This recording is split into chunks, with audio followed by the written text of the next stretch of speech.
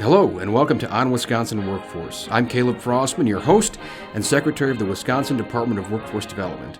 I'm here to talk about workforce development in our great state of Wisconsin. And today on Wisconsin Workforce, I'll be talking with Dr. Morna Foy, President of the Wisconsin Tech College System, about their collaborative efforts in driving the workforce in our state, as well as the Department of Administration's Joanna Beilman-Dulin about the importance of the 2020 census and making sure that you count. We'll begin with Dr. Morna Foy to discuss our expansive Wisconsin Technical College system. Dr. Foy, welcome to the show. Sure. Thank you very much for having me, Secretary. I am a native Wisconsinite. I was actually born and bred here in Madison and live about a mile from both my parents' homes. So nice. Haven't traveled too far. Went away, came back a few times in the interim, but I've been working for the state for over 30 years, and all that time in one way or another in higher education policy, and I'm very happy and excited really to be working in the two-year college and tech college space right now because of all the exciting things that are going on. The system itself, a lot of people have heard of us, I hope, even more so in recent years, but we have 16 colleges around the state, so there's 15 other Madison colleges for folks here in this area. We have over 500 different unique programs for students and 50 campus sites across the state. So we really are in every community, or at least within reasonable driving distance of every home in this state. We have learners of all ages and with all sorts of career aspirations. So we really try to create opportunities for different ways to get skills and to get knowledge, but also constantly trying to keep our fingers on the pulse of what's the job of the future? What's going to happen 2 years, 3 years, 4 years, even longer term in all the industries we serve? And that really is our second customer group. It's the state's employers, because it is our responsibility to prepare people to meet their employee needs. So what are the skill sets that our state employers need to be successful? I think you and I get to spend a lot of time together. We are all over the place, whether me on your board or a lot of our visits, I think, are a pretty intuitive match. We were just at DeForest High School yesterday, so it's great getting to travel the state with Dr. Foy. In the beginning of your biography on the Tech College website states that President Foy believes in the power of technical education to enrich lives and strengthen Wisconsin's economy. Can you explain a little bit more? And you did this great in your first answer, but expound a little bit more on the role of WTCS and how that system supports our workforce and our greater economy? Yeah, sure. I think I really think we've worked hard to talk about the academic opportunities that are out there in the system. In recent years, there are a lot more ways that we contribute to individual economic capacity and ability to have a great career. English as a second language programs are offered at technical colleges around the state. Adult education for folks there's a kind of a misconception that it's because I never finished high school, so I have to go back to tech college and get my GED. That's one part of it for sure, but there's also lots of us, I would say, are not young anymore, and we want to make a career change, or our industry that we work in is changing rapidly, and we need to upskill, reskill, maybe get a whole new set of skills. And some of our basic foundational education was quite some time ago. Yes. So what is considered to be adult basic education, say in math area today, we would never have had the opportunity to learn when we were in high school because it just didn't exist in those days. Right. And that's really true in a lot of technology fields. So that's another service we provide. We also provide direct customized instruction and training opportunities for our state's employers. Very typical experience would be we get a new piece of equipment. We don't actually know how to make use of it or incorporate it into our existing processes. So let's get someone out from the technical colleges that has some expertise in this. Let's create a training program. We can deliver it on site then at their facility using their new piece of equipment. It's really an efficient way for their workforce to get upskilled. I think for me, one of the most exciting things we're doing right now is the way that we interact with our state's employers. So that's something that a lot of my counterparts around the country are very jealous about. How is it that you are able to anticipate the jobs of 5 and 10 years out? How is it that you know how to, what skill sets and what knowledge to be delivering in your program so that you can guarantee almost 100% placement or job attainment at the end of the at the end of that academic journey? And the answer is the same for all these questions is because we talk to employers. We spend a lot of time in talking to employers, and they engage with us. They sit on our advisory committees, and they see us as a supplier, a constant and a responsive supplier of talent. In fact, 98% of the state's employers say that their business success is dependent on their local technical college. Not 100% dependent, but It is an important component of their success strategy. That's great. That's a pretty compelling stat, and I know when I travel to different campuses across the state, the level of engagement from the employers is really impressive, and it definitely goes both ways. So kudos to you guys on that. And it's interesting, we talk about spending a lot of time together. DWD and the tech college system have been tied together for a long time in collaboration through many programs, but I think the earliest would have been Registered Apprenticeship. Both the tech college system and Registered Apprenticeship were founded in 1911.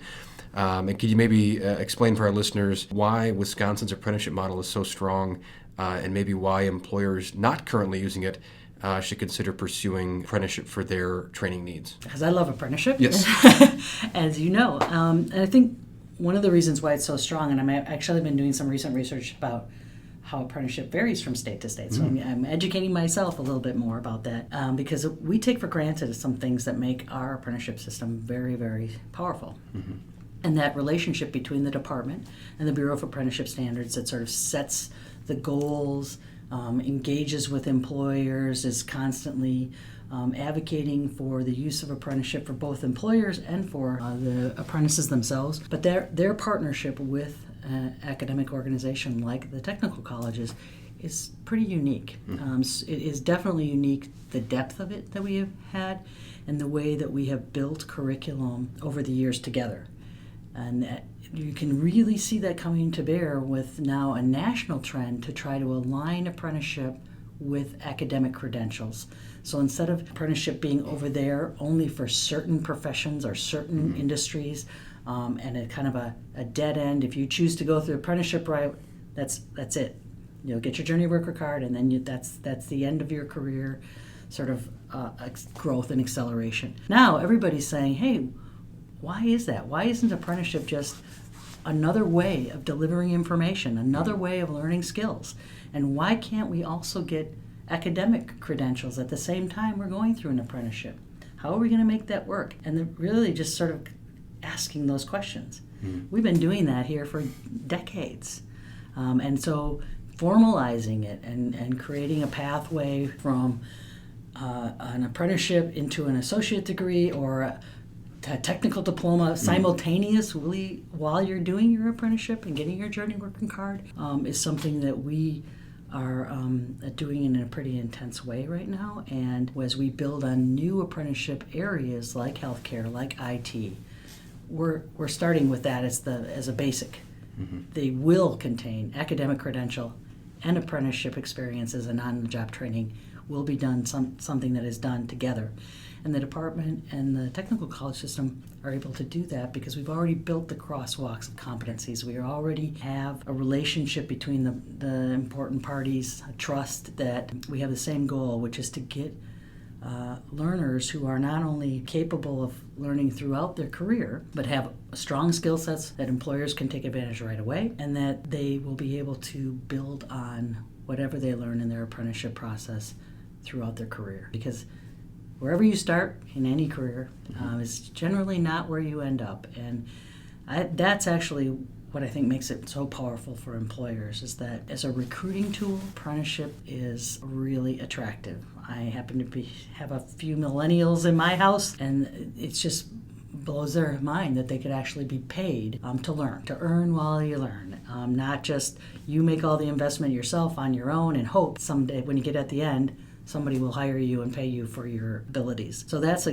great recruitment idea. It separates employers who offer apprenticeship opportunities from those who don't. But I think even more now, the value of apprenticeship for employers is a retention value, because they are competing out there for skills, and they are competing out there for good employees. And if they find one, somebody else is going to try to poach them. There's just no doubt about that. The employers are pretty honest with each other and with us about that. So how do you demonstrate to your employees that you value, that you are willing to invest in them, and that you want this relationship to be one that's sustained? How do you retain them? Well, I can't think of a way to more clearly demonstrate your interest in someone than to invest in them by paying them to learn and grow and develop, and to become not just a good employee, but someone that you expect to progress through your company or your organization into management, into leadership roles. And that's what apprenticeship does. That's what apprenticeship tells the employee. So I think it has a lot of value, and we're seeing that because there's a lot more apprentices, and the department's seeing this too. There's a lot more employers who are exploring the idea of apprenticeship, and there's a lot more people who are interested in asking the question of us, well, I'm not in one of the traditional trades. Why can't I go through an apprenticeship program anyways? And that's part of our joint effort to expand the areas in which apprenticeship works. I'll add one more thing to this question, which is that I think employers are missing out on a lot of public recruiting and marketing for their industries if they don't take advantage of the apprenticeship program, because I hear you talking about apprenticeship and its value all the time. I know that Governor Evers talks about the value of apprenticeship as a delivery model. I certainly do. We publish a lot of information. We share a lot of information with high school students. We're building connections between youth apprenticeship programs and registered apprenticeship and our academic programs. So the word is getting out there.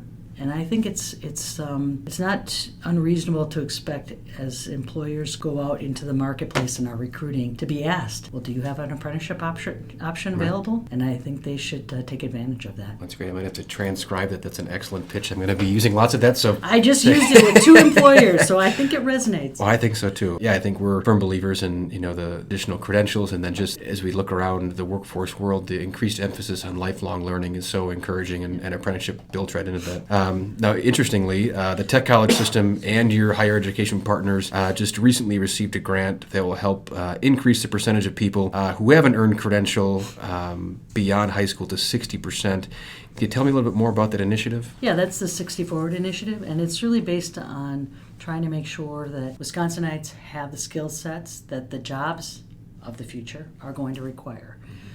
So that's the analysis that in the next 5 to 10 years, jobs that are available in this state, at least 60% of them are going to require something beyond high school. I think that number is only going to grow. Right. We already see it around the country. Other states, their goal for post-high school credential attainment is in the 75% or the 85% or the 90%. I think the days where a high school credential was all one needed to have a family-sustaining career and a good long-term life for your family are gone. So however it is that you're getting new skills and new knowledge post-high school, past the age of 18, all of us are in the same boat when it comes to needing to do that. Mm-hmm. And so we're trying to find lots of different ways to approach that. And this is a good question to follow the apprenticeship one, because we've been arguing with the national think tanks and policymakers about what do you mean by a post-secondary credential. They like to count, initially they wanted to count only a bachelor's degree, and a bachelor's degree and an associate degree, which is 2 and 4 years. What about industry credentials? Right. What about shorter-term technical diploma is something that we offer here in Wisconsin. And for us, what about apprenticeships? Because they have clearly documented marketable value, and they are a post-high school learning experience that we're just seeing an explosion of in this state. So we count apprenticeships here in Wisconsin in our 60 Forward goal, and I hope that we will encourage more states to follow suit. But that's really the objective, is making sure that we create the right avenues and vehicles for our citizens to get the skills that they're going to need successfully. And it's not, the old days where we just let people, you have a couple choices of how you're going to improve your skill set and like it or lump it. It's just not going to work anymore. So we've got to be creative, got to use technology, got to look at alternative modes of learning, like apprenticeship, to get there. We're pretty close. We've made some progress. We're in the about 50% right now, but we still have a ways to go. I'm confident we can get there. In terms of initiatives, I think our listeners would love to hear about the Tech College's to and through career pathway model. Would you mind sharing a little bit about that? This is something I talk a lot about, but again, it's just recognizing that the historic, I think, view where we thought, okay, people, you go to college, school for whatever it is, 13, 12 years, Right. Get your high school diploma, lots of great jobs in agriculture and manufacturing in this state, pay great wages, you start your family, you go to work, and life is great. That isn't reality for most of us anymore. And it's also not reality to expect that you're going to finish those first 12 years of schooling and then commit yourself to another even 2, 4, Right. or 10 years. And from an employer's perspective, they really need help. They need talent. They need employees. They can't wait for people to figure out exactly where they're going to be the most happy. So what do you do with these two issues? You're going to constantly need skill advancement and upskilling throughout your career, and people need to work and generate revenue, and employers need them to help make profit and to be successful. For us, the solution has got its roots back in some initiative again. It was a collaboration between the Department of Workforce Development and the Tech College system to build pathways, to merge adult pathways and youth pathways, which meant on and off ramps along a person's educational and career aspirations. Not having some set takes you 4 years to do X or 2 years to do Y. But I need to get this set of skills. I want to go apply them in the world of work and get paid for doing so. An employer wants me to be there. And then now I want to take the next step in my career or in this organization. I need a new set of skills. How can I go back to school without repeating, without starting over?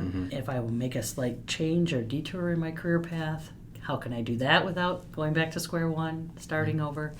And so we've worked very hard with employers to identify the stages in career progression, but also to build subsets within our degrees and our credentials so that we refer them off as more stackable now, that you can come back and get a group of courses that get you a certification in X or Y.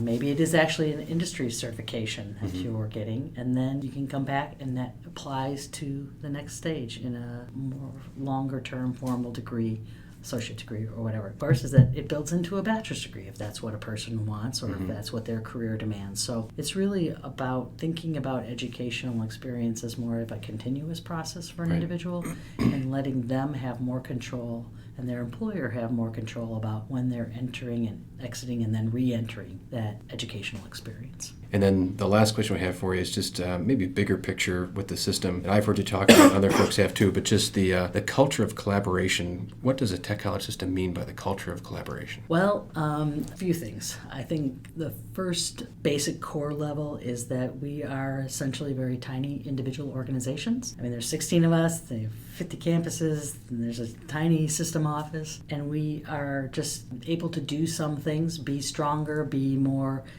hear our voice heard, deliver services to a large audience of both employers and students when we work together. And we have achieved a lot of really great things that wouldn't have been possible for any individual institution to do by itself. So we work together, we share curriculum, we have a lot of collaborations and consortiums where we purchase supplies and services, IT software. We have ongoing continuous conversation between similar positions and functions across colleges. So even though they're independent institutions, their academic leaders talk a lot. Faculty and disciplines build curriculum together, and that's shared and available. So you're a new faculty member, you can come in and get resources. You don't have to just start over, invent the wheel. So our college leadership and myself meet every month and have conversations about where we're having struggles, who's doing great. Oh, you're doing great, so tell us your secrets of how you're doing great. And they actually do it.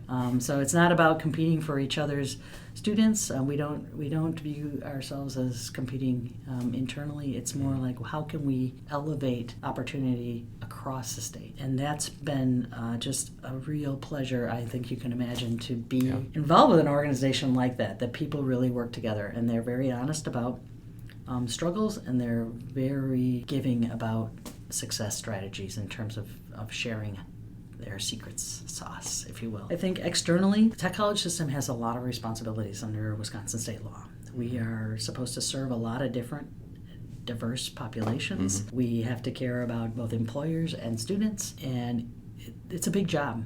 Yeah. And it would be impossible for us to do by ourselves. Collaboration is something we believe in. It's part of our internal culture, as I just mentioned, but it's also just an absolute necessity if we are going to get our work done. And by collaboration, I mean, we just got done talking a lot about the relationship of the system with the department when it comes to apprenticeship, but it doesn't stop there. I mean, right.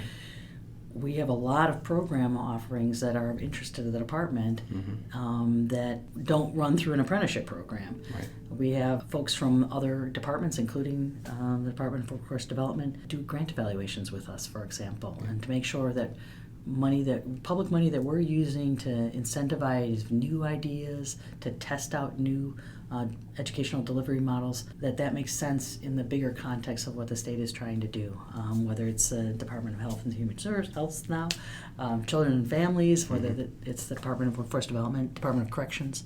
We work with all of them to serve different client groups that our students participate in. And we also work with our higher education and K-12 partners because it's a connected system. I mean, that pathway model demands that at every point in a person's educational experience, there is a next step for them. Mm-hmm. And we couldn't do that if we didn't work with our 4-year public and private partners to build transfer opportunities, to articulate our programs.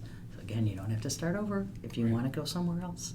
But with K-12 especially, we are deeply connected with them and collaborate with them to make sure that we're providing dual enrollment opportunities, that we are providing career exploration opportunities for middle schoolers, in some cases grade school. And we just have a lot of great show and tell at tech colleges, and I think it's this idea that the group, the team, the partnerships are going to be much more powerful and much more successful than any individual organization. That's great. I think our listeners would be happy to know that, I don't know who won, but you and I both did a welding simulation at different times. My aim was very good, as was my speed, but my angle was not very good. I think my guess is that you would have beaten me. But it is funny, and I was at Western Tech in La Crosse, and it was a great tour, and they're doing some great things as far as, I think, attracting students and engaging with employers. So know that we look forward to continued partnership going forward, and we appreciate the work we've done together thus far. So thanks for coming in today. Yeah, appreciate the opportunity. You bet. Now that we've talked with Dr. Morna Foy, let's move on to Joanna Beilman-Dulin from the Department of Administration to talk about our upcoming 2020 census. Well, if you could tell us what the census is and what its purpose, I think our listeners would love to hear about it. Absolutely, thanks. So the census is once a decade America coming together to count every resident in the United States. The census is based in the Constitution, and it counts our populations and households and provides really important information for our country. Why is it important for everyone to participate, and what should they know about this year's census? It's important for everyone to participate because it's about having visibility and voice and value and saying who we are as a state, who we are as a community. One of the neat things about the 2020 census is that this will be the first time that people can respond to the census online.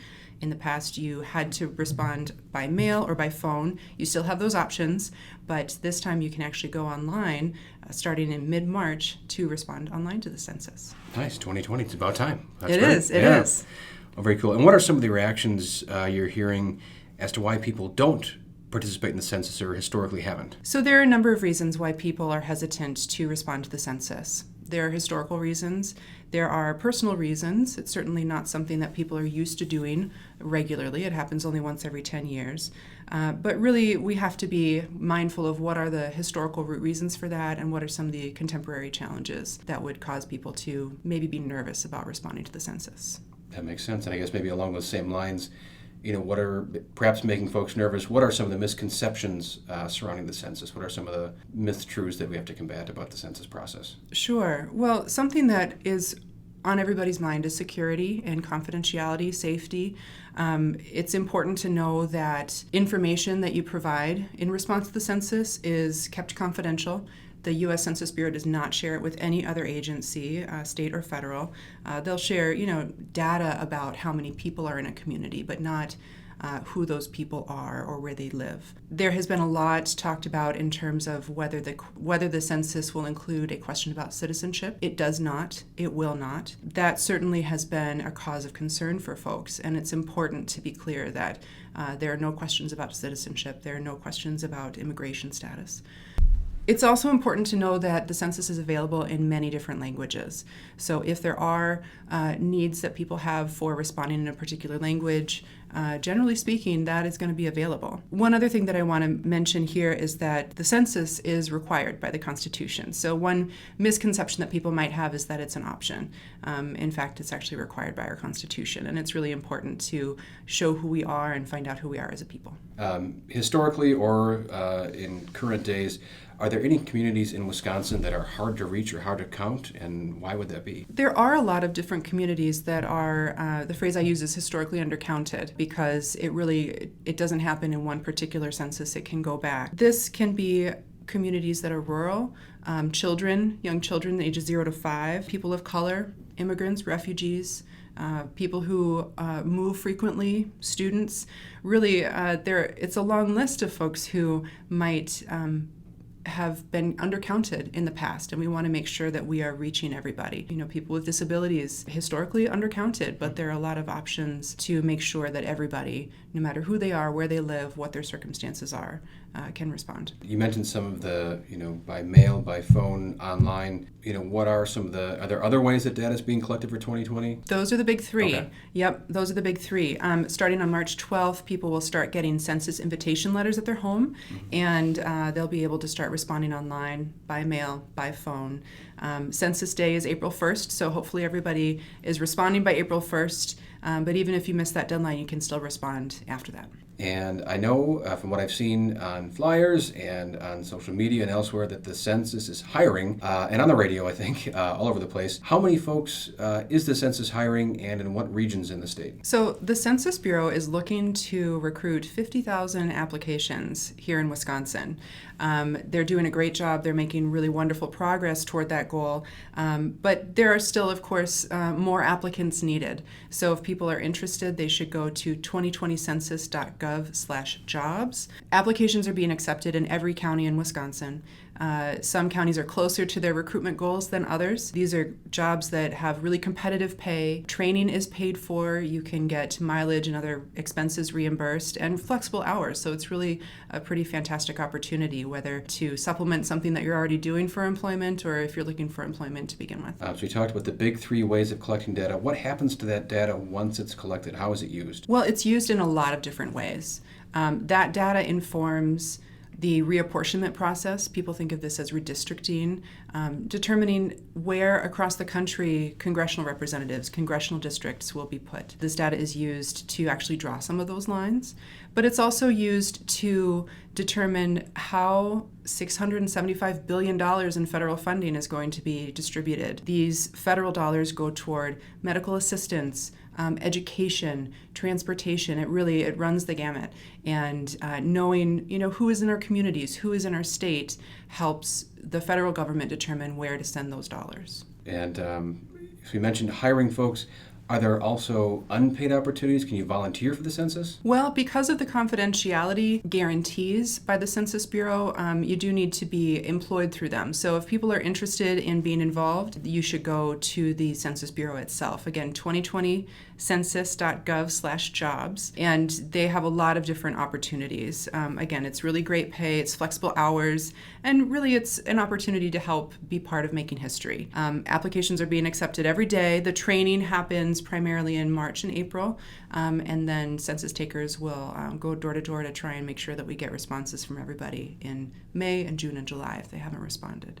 That's great. We touched on it a little bit in terms of competitive pay and the number of applicants, but just maybe if you can give a 30,000-foot view on the impact of the census on our workforce and on driving economic growth and economic development in the state.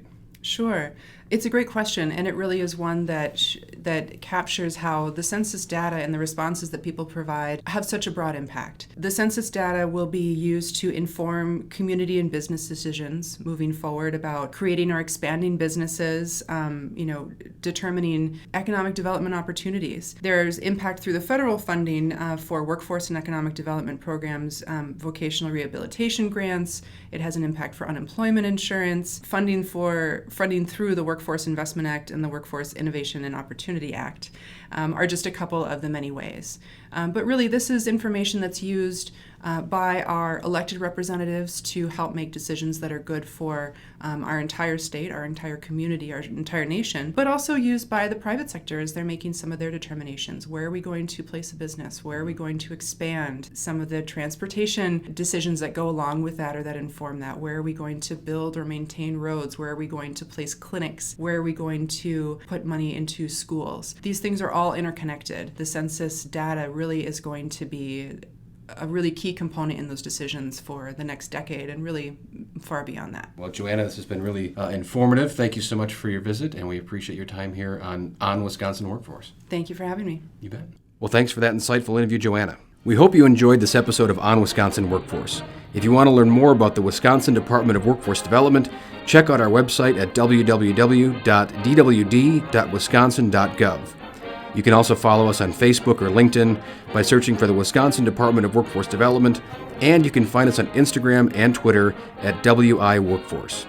Thanks for listening. I hope you enjoyed the show. I'm Department of Workforce Development Secretary Caleb Frostman, and this is On Wisconsin Workforce.